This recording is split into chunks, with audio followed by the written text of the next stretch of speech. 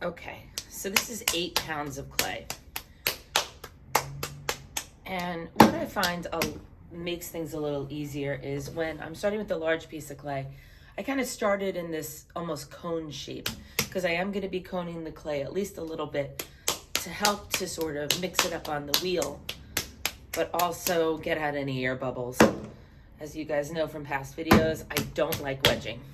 I don't really have time to do it, so I just kind of take my pugged clay or my clay right out of the bag and I run with it. So I'm going to start a little slower because I want to control and get rid of all of these sort of bumpy parts. I bet you this shape kind of reminds me of Grimace from McDonald's. I know that reference is lost on a lot of you younger people, but for those Gen Xers, you know exactly who I'm talking about. I don't even know what Grimace was. All right, so now it's a little more controlled, and I think it's stuck to the wheel. Remember, I don't wet my bat first. I want to use the moisture in the wheel, in the clay, to serve as the initial glue to stick it to my bat. Now with 8 pounds of clay, I do tend to have to use my entire body to get it into shape.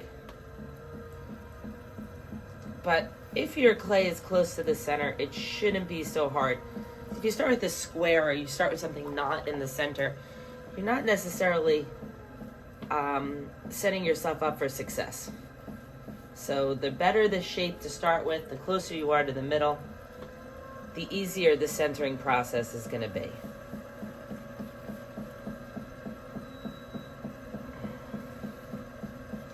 Sometimes, just like with 1 pound, all I have to do is just kind of stay in one spot. That ticking you hear is the bat. I talk about all the time. In a community studio, those bats may be a little loose. So because I keep a messy wheel here, I happen to have a bit of dry clay.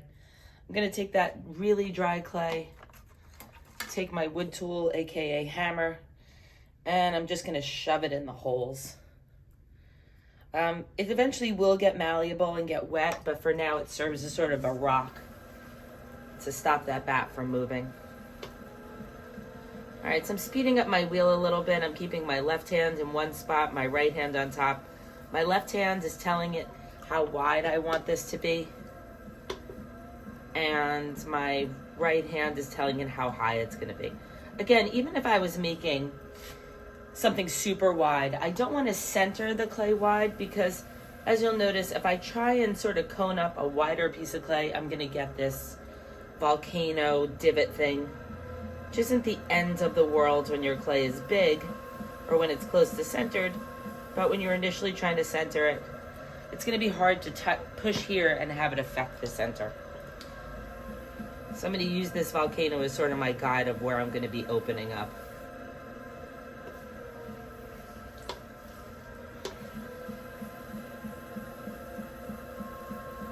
You will be able to pop a few air bubbles by sort of coning up the clay. I was going to pop it, but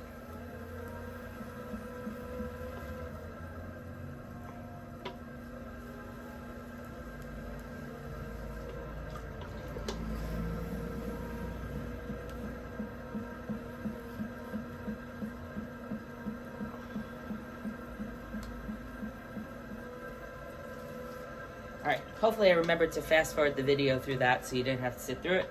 So I'm going to go ahead and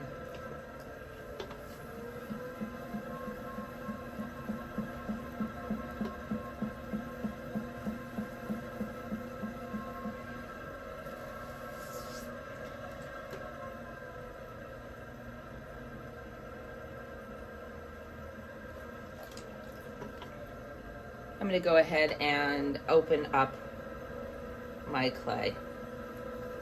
Now I'm going to want a real good foot on this bowl, so I am not going to go down far. I actually want this super extreme foot.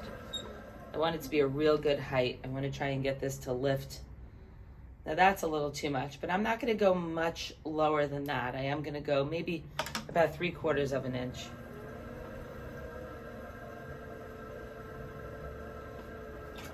Okay.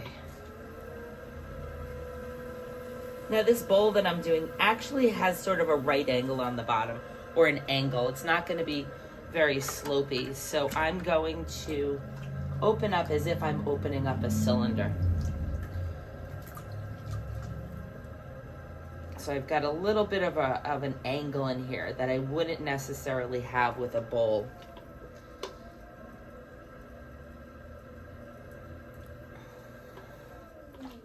Now I'm going to do something a little different than I normally do with my smaller clays. I'm going to open up my first pull almost with a claw. So I'm going to take my hand like this. My hand's going to be on the outside, and I'm going to pull up. So what I'm actually doing is I'm actually using this part and this part in the same way that I would be using this hand and this hand. But what it does is it just gives me a lot more finger and a lot more hand to be able to pull up that larger bit of clay. Other people may start with a knuckle, other people may just start the regular way. I use my first pull as a claw. I can do that with a 1 pound ball too, but I usually don't show you guys that, as it's a little harder to explain in a video. So you can see I have a little bit of a bump here. I'm gonna use the side of my finger as a rib, and I'm just gonna push the inside of my hand up against my straight right finger. And I don't really need a tool. I've got plenty of tools attached to my body. Ba-dum-bum. So that finger sort of stretched that out and straightened it the same way you would if you were going to use a rib. I find that the rib takes a little bit more off. Sometimes I tend to not want to use a lot of tools. So now what I'm going to do is I'm going to start to scoop up. At this point, again, a lot of people may use a knuckle because you have a bigger piece of clay. Sometimes you'll catch me using a knuckle. And what I'm actually aiming for is, although I'm doing a bowl, I care more about these walls, getting all that clay into the wall, and getting this clay down here into my pot. So as you'll notice, I start with my sponge on the bat, horizontal, parallel, and then I use the side of my finger to push this clay in here. Now this is only because I'm breaking it into steps, but now I have this little bump here. And that's going to give me a place to lift the clay up. And again, my outside hand is a little lower than my inside hand. As I start to go up,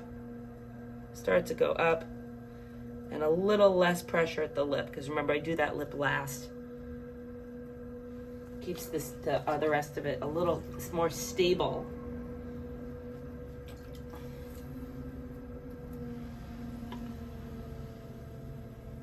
Again, I try not to stop a lot in between pulls, especially when I'm working on larger clay. My left arm has learned the stability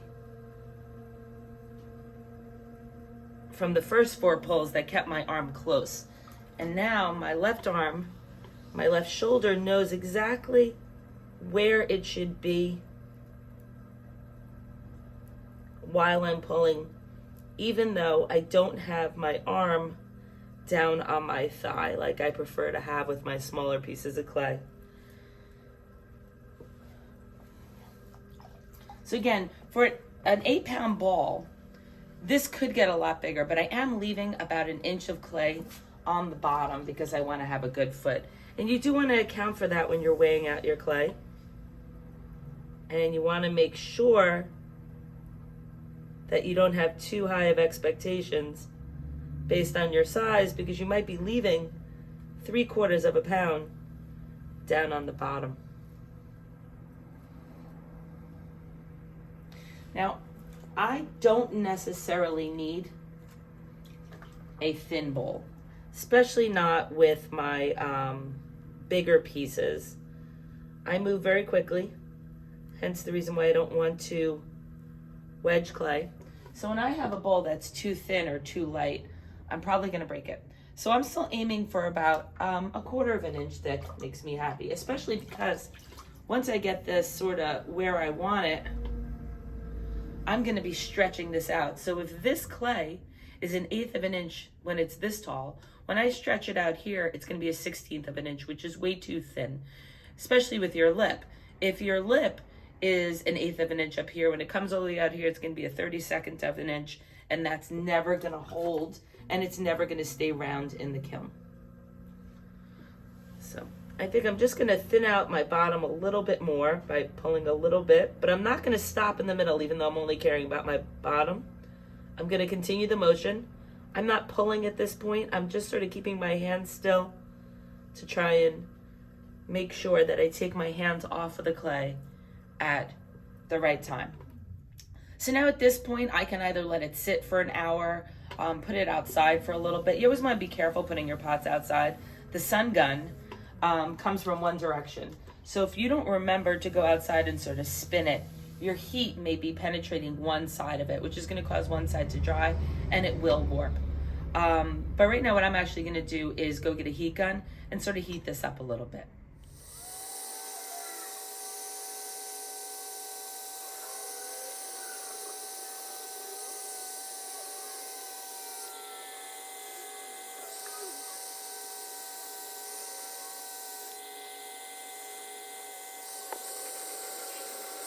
Okay, so what you might have noticed, although it was going really fast, is that I treat my heat gun the same way I'm treating my fingers when I pull my wall. I have my wheel going relatively slow and I start at the bottom, and with every revolution I go up just a little bit. If you do something like this, chances are you're not hitting it up evenly. Remember, science is very exact. So if you hit one spot longer than another, you are over drying that spot. So you want to stay as consistent as possible. So I did this until it's a little tacky. I'm not really sure if that's enough, but we're gonna go ahead and try it out anyway.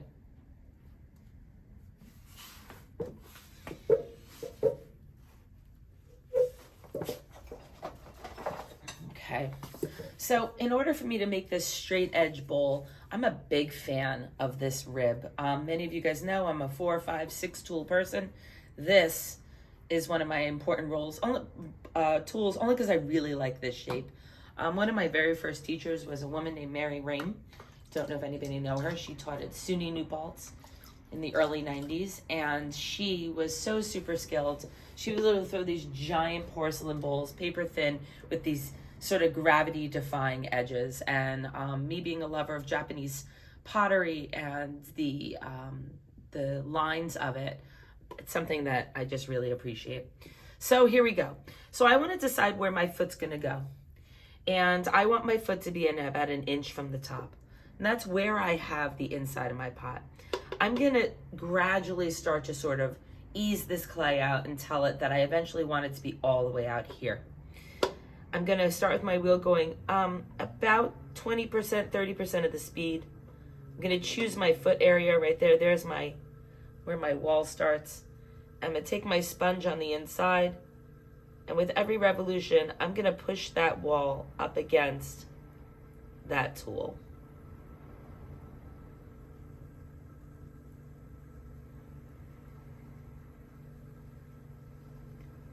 Don't get stressed about the wonk. It should straighten out by the time you get to the top.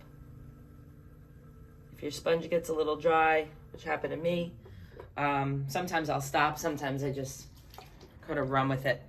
I'm gonna start down on the bottom again, putting a lot of pressure on the bottom. That's gonna be thicker.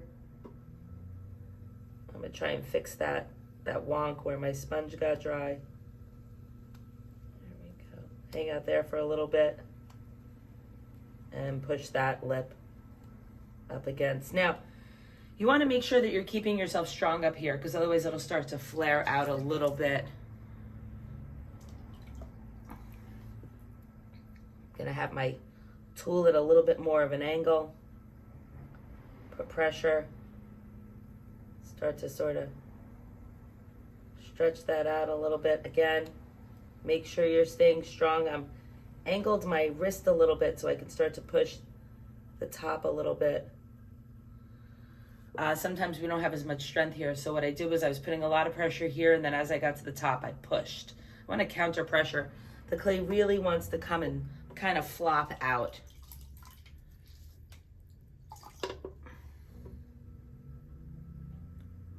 A little pro tip, when you're using pugged clay from reclaimed clay, it's a very fine window, very small window of perfection for it. So sometimes if your clay is a little short it doesn't have enough slip in it, you'll get a little bit of this cracking. Kind of have that going on here. So we'll see if we run with it with texture or not. Okay, so remember with this type of bowl, our inside line is what matters. So sometimes the outside may look straight, but the inside's going to look a little rounded on the inside. So we want to sort of work from the inside part, not the outside.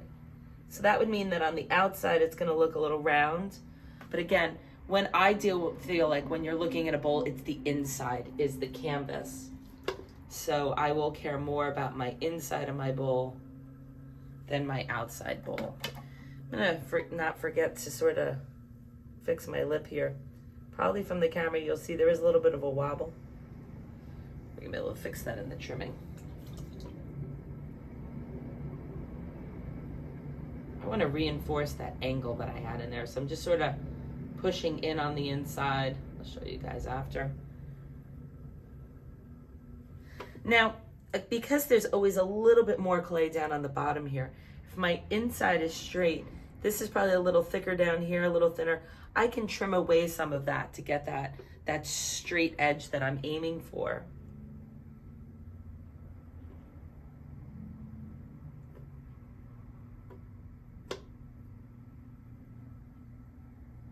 Right around here is where that clay is starting to crack.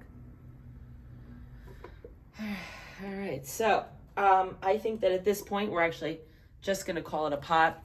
I wanna remember about that foot that I'm trying to have. So I wanna make sure that I don't go in too much. Hold this like a pencil.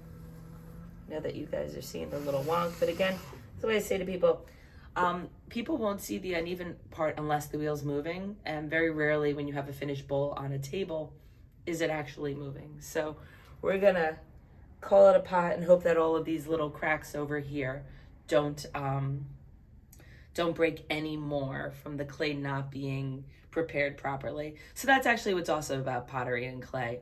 If you don't do the first step correctly, making the clay or wedging the clay or pugging the clay, that next step, centering, is going to be harder. And if you can't get the clay centered, when you open up, your hole is not going to be in the middle. And if your hole is not going to be in the middle, one side of your wall is always going to be thicker than the other. If one side of your wall is thicker than the other, one is going to be taller than the other. And then if one is taller than the other, thicker or thinner than the other, when it finally fires, it is not going to be round. So you either have to accept all those imperfections, or you have to really work on each step to make them correct.